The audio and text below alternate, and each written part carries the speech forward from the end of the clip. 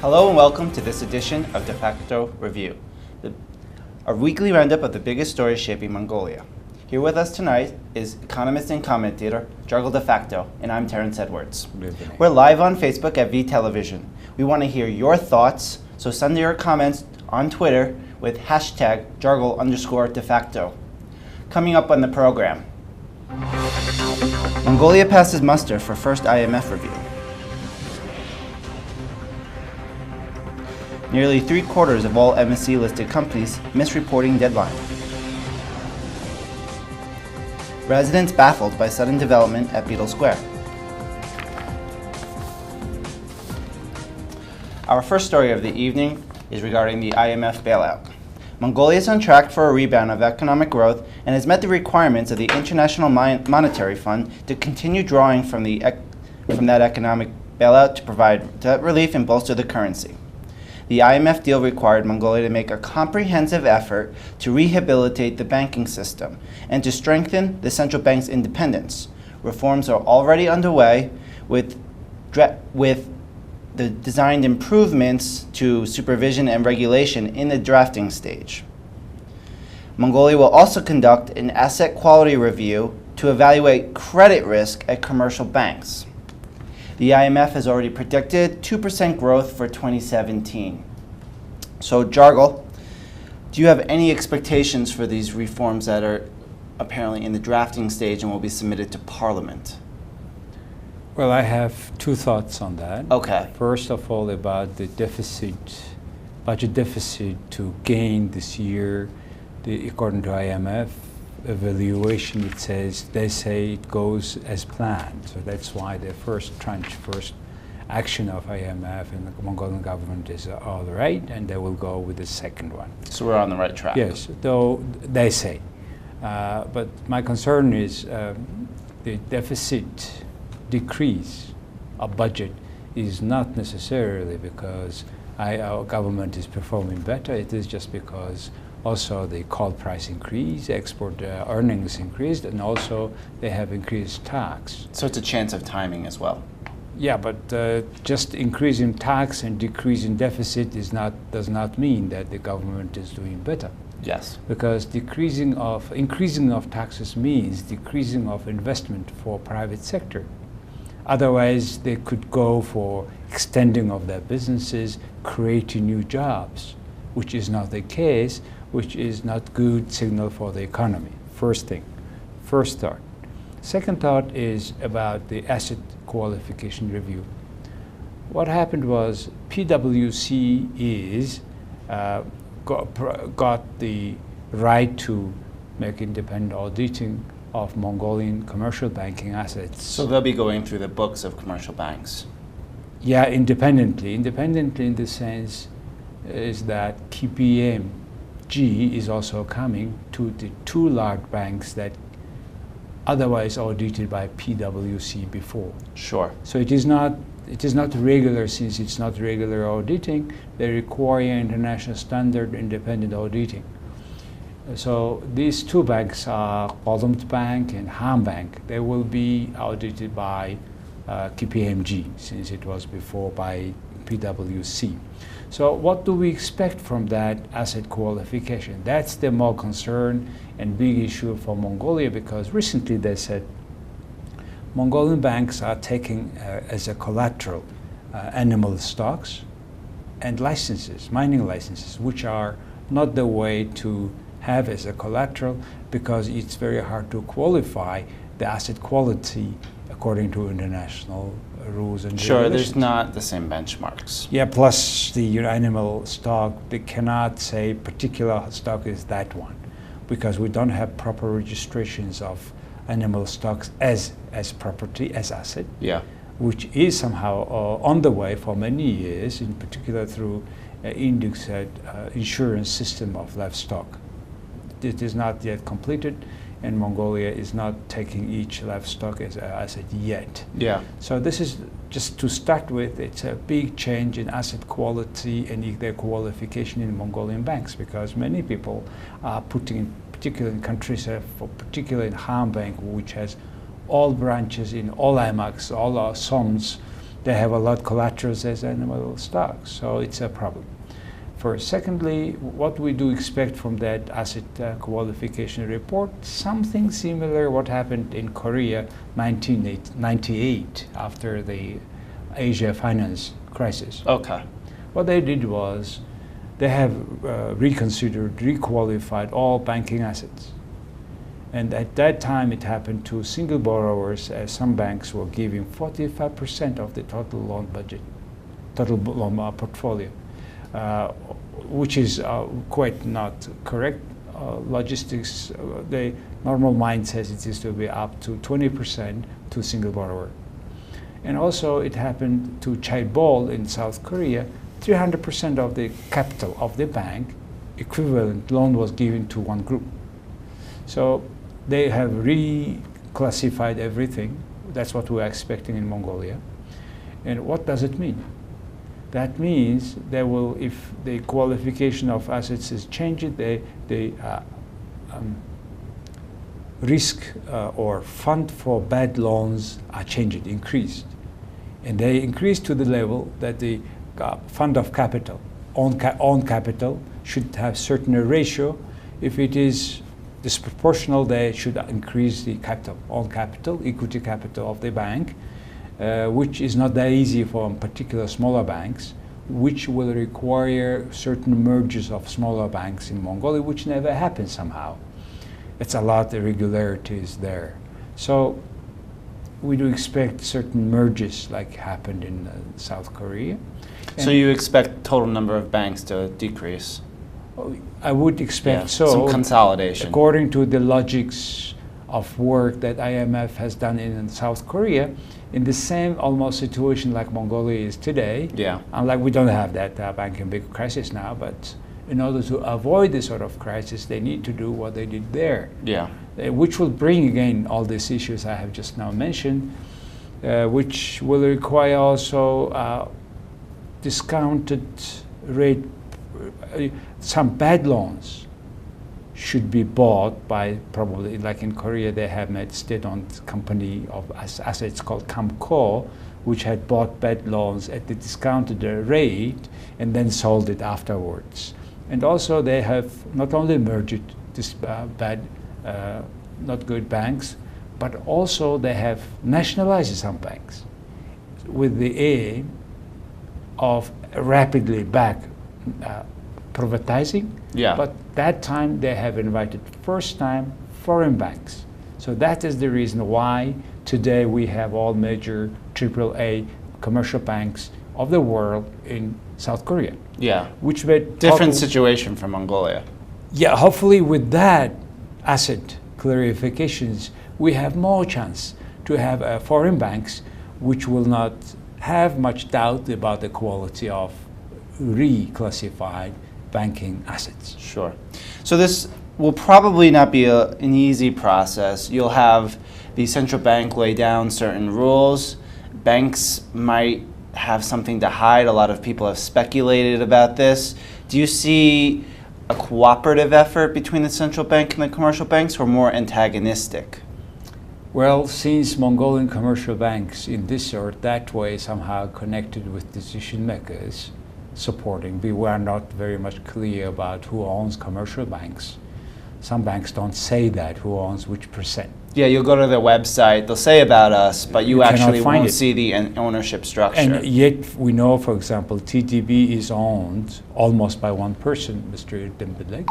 But that's hearsay. Who also, it was revealed during the parliamentary inspection. Sure, yeah. It was reported. Okay, first. Second, UB Bank, Ulaanbaatar Bank, where, by the way, all Ulaanbaatar companies, all companies on the territory of Ulaanbaatar have an account for tax payment. So they have a lot of idle cash. This bank is also owned by the same person. Now, banking interest rate is so high that Mongolian companies are surviving with a rate of 22 to 28% per year loan rate. Yeah, which is unusually high. It's impossible to tolerate that for that long time, which is almost a quarter century. For and no Mongolian capital businesses. market to fall back on. And that's another reason why the bank only dominates the financial market. So we do expect more clearance on who owns which bank, Yeah. how many percent, are they connected with the parliamentarians, politicians. Usually most businesses are connected with the parliamentarians, which huge conflict of interests. You know, you mentioned foreign banks. Most of what I heard is it's kind of unlikely there's a draw for commercial foreign banks to enter Mongolia because it's only 3 million people. You know, that's the size of some cities. Now, do you suppose foreign banks would be more interested in investing in foreign banks and in Mongolian banks, and would Mongolian bank owners would they have a stranglehold over ownership? Would they allow some of it to go, some of that control out of their hands? It is not an issue of they like or not. It's an issue of Mongolia needs vibrant, commercial, serious, solid banks. Speaking about population, I was in Estonia, which is about only 2 million people, but Sure. they have all commercial Western banks. So it is not an issue of market size. It's the issue of how vibrant is the market, how environmentally friendly for business transactions the market is. So I think coming for commercial banks to Mongolia are a very important asset for Mongolian businesses. Yeah. And it is good pressure on Mongolian commercial banks to decrease the loan rate, which is dominant for quite some years. Yeah, because it makes it much too difficult for someone to actually repay that loan with, you know, if they're investing in their company, that might be the entirety of their profits. This is so hard to pay over than 20% interest rate for your loan and make still some profit on your business. Yeah, Because 28% goes to the bank. yeah. It's almost impossible. That is one of the reasons why we see shrinking of Mongolian private sector and increase of Mongolian state-owned companies. Yeah. So-called state-owned companies, actually it's owned by Mongolian political parties. So if I'm understanding you correctly, this IMF Asset Quality Review has a good chance of helping to professionalize the banking industry, bring in more Western practices, as well as the new legislation that will be pushed through Parliament. So Mongolia Not will be only. better off at the end. This IMF requirement and this asset quality checking is necessity if we want normal market economic relations in this country. Sure. So I think we must go through.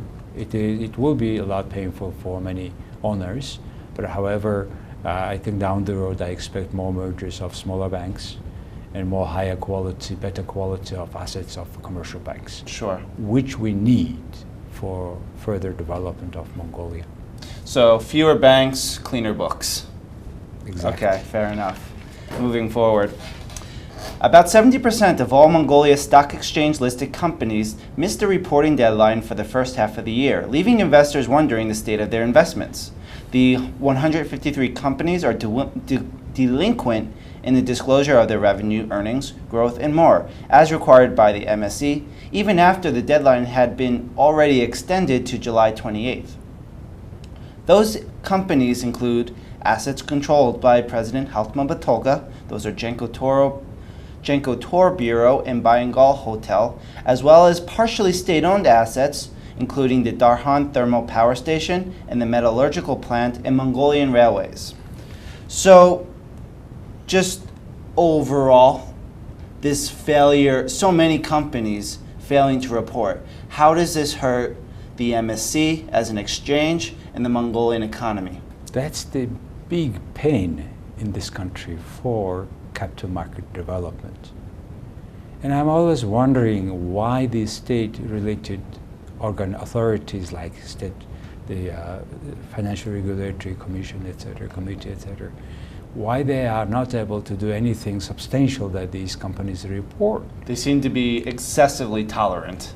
Public companies, when they don't report on time about their financial situation, are harmful, not only to minority shareholders, but a whole country, because there's no trust in capital market if the stock companies don't give their information, how you will buy the shares. That's one of the reasons why Mongolian stock market is so symbolic. Small change in the everyday, very small trade. And it's not a fair excuse to say, oh, it's not them, we're on holiday. And I think a lot is connected with the kind of corruption kind of scheme of Mongolian government, because many public officers have these owners of this stock companies, including our president. He owns this Bayongol hotel, and this candy factory, and also meat factory,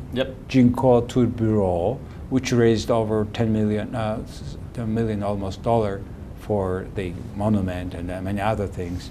So we need to have more disclosure of information of stock companies, and I hope our new president, Mr. Batolga, will show personal leadership and to demonstrate that to demand those companies to declare on time their financial assets.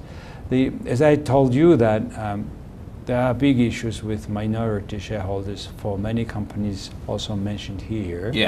And many minority shareholders are so unhappy, and they are so they don't know what to do, because the state kind of defending the rights of the major shareholders, and they don't have not only have annual meeting, but also they are making this stock company into limited company.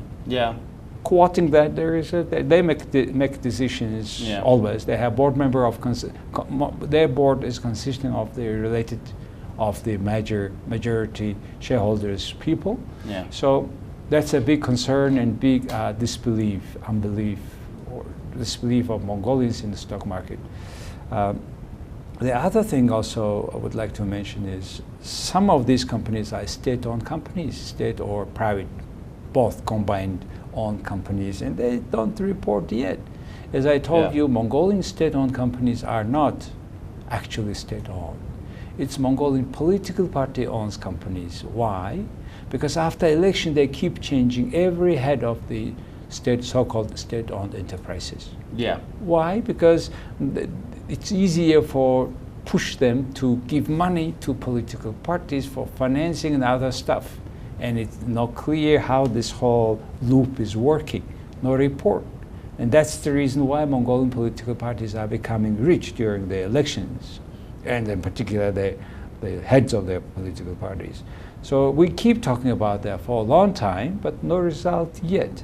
So it is this sort of not reporting the owning so much big assets. For example, Mongolian Railway Company, okay? This is made also by Mongolian public money, and it is supposed to own all the infrastructure of railways, which is not the case. And also this electric power distribution company turned out also state-owned companies, which is not reporting. How come that this government is not enforcing them to report? Why they would not change their leaders if they don't report on time? Also for earlier 90s owned public companies were majority owned by mostly politicians, why the people will not demand to nationalize them and to re-privatize them again? So that they know this in the classical sense, this the public companies work. It's a very radical measure, but probably this is the only way to get them either giving their information on time, making a report, giving dividends, and respecting minority shareholders' interests. So when you look at all these companies, you said the FRC is not really willing to punish them. No, they have rules, not law. They have rules, reporting rules, and it looks like the rules, when violated, the penalty is very small. So that they pay, I don't know, less than 2 million tugriks, which is, I don't know, 1,000 some US dollars, and they read off all these requirements of the rules. So I think it's a time to have a law related to laws that require them to report on time. If not reporting, they will have a responsibility for that. And just to look at the side of the companies, is there something the MSC could do to help them? Is there some sort of support missing, or is it really just them being delinquent? No, let's talk about 270 or so about companies. Yeah. 150 of them are not reporting up to now. Today is mid-August, 6th of August, and they are supposed to finish June 31st. They extended the time of reporting by 20 days a couple of times, but still they are not reporting. So there should be certain enforcement of proper laws for misleading public with the by the way, this misleading public with the public property. In a way, public companies are public property. And by the way, this is one of the reasons why capital market is not being developed in this country. That's why, being monopoly, money market, commercial banks are ripping off people with interest rates up to 30%, 22 to 28%. And non-banking financial sector, their interest rate is 30+%. Now we have also bonds with 40+%. Yeah. And they give a loan immediately if you have certain cell phones and certain cars. Without a lot of things, they do so fast, the loan, with interest rate over 40% a year. So how can we allow all this system of ripping people with that sort of high interest rate? Yeah. We follow up with our third story, our last of the evening. This one concerns a beloved historical site that may be under threat. Residents were baffled by sudden construction at the so-called Beetle Square in Ulaanbaatar's central Sukbatar district, leading to protests by residents over fears that the site would be torn down to make way for commercial development. Few details were given to the community members before bulldozers came in and tore up the ground of the site, where Mongolians under one-party rule during the socialist era gathered to secretly share and discuss Western pop music banned by the state. As one resident put it, the Beatles monument stands where the rock and roll communist revolution took place.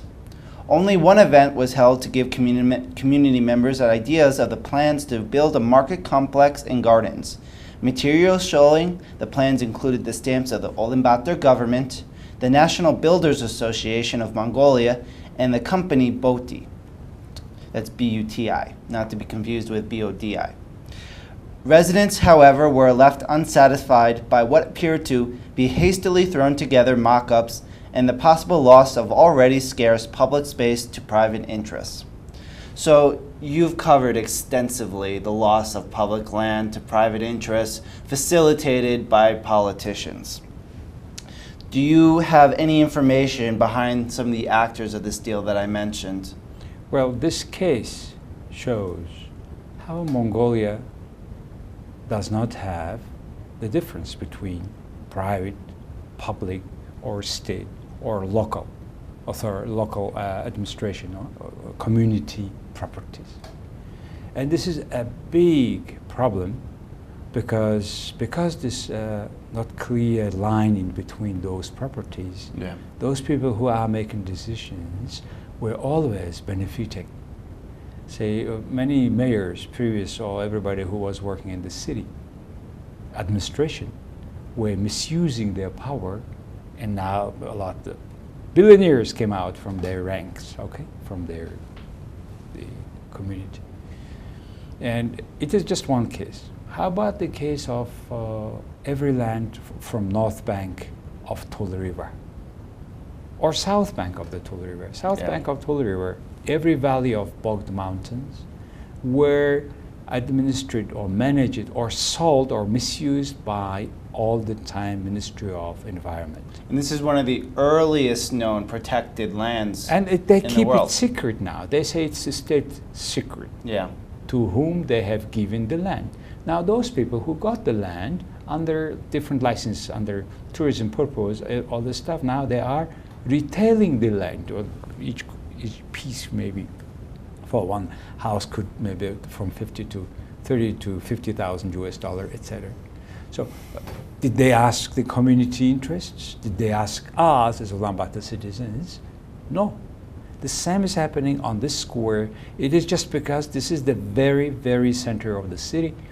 and it's surrounded by a lot of community buildings, residence buildings. The people just saw it and came out and are demanding the explanation. So now question is, whose property is this land? If from that it should start. Yeah. So that is not started. This is not clear. Well, it came so last minute too. They had already put the fencing around the site before they had this ceremony giving information to community members. So now issue is who owns these lands? What is the procedure of using the land? Was or it competitive? Modernizing the sites.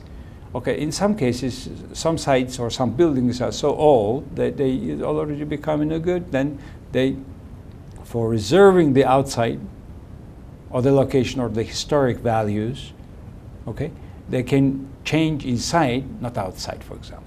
Are there this zone? Is this area is that zone or not, for example? Otherwise, Ulaanbaatar has a big problem with parking. Maybe they can have a big parking on there, or then outside on the top nothing is remained, nothing is changed. They put back every monument. I don't know that plan.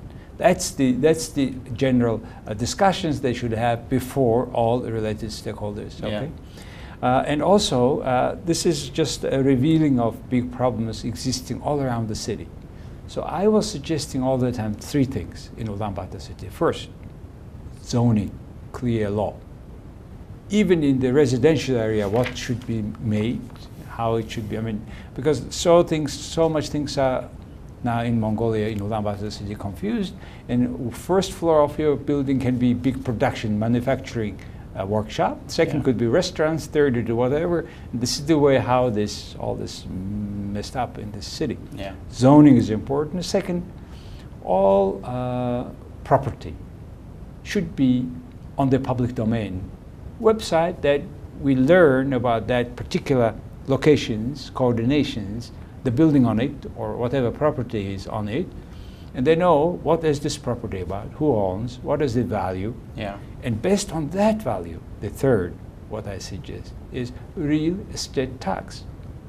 And half of this real estate tax should go back to maintenance of that real estate area. Yeah. Which makes better some areas more expensive. Expensive areas are good maintenance, etc., etc. Then we know the value of real estate. Yeah.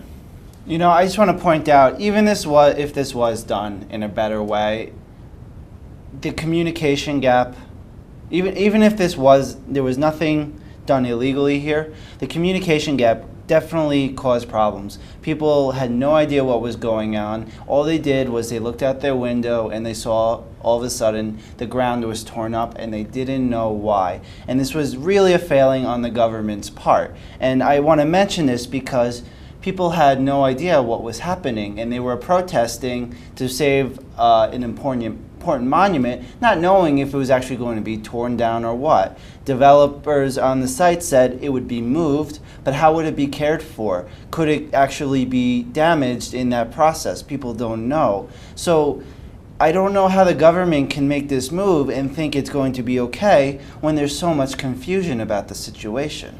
Now also Ulaanbaatar city people are so much confused about our mayor, who is not directly elected by Ulaanbaatar Appointed. cabinets. He's appointed by the Prime Minister. So he's reporting back to the Prime Minister rather than to the people. Yeah. So we demand mayor of Ulaanbaatar city is directly elected from ordinary inhabitants of Ulaanbaatar city. Then we know whom to demand from. Yeah. The issues like this one. So I don't know when every political party talks about that, but never makes it happening. Yeah. So we demand, Ulaanbaatar people always demanding for the last almost 20 years that. So it's not happening. I'll let you have the final word right there. Well, that's our program for the evening. We hope our briefings give you a leg up as you join the work week on Monday. Any last thoughts? Well, everything what we do on this program is try to reveal informations and name things by names, which is important for further strengthening of our democracy and market economy in this country. And thank you very much for watching us, which is a great support for us. Thank you. Good night, Ulaanbaatar.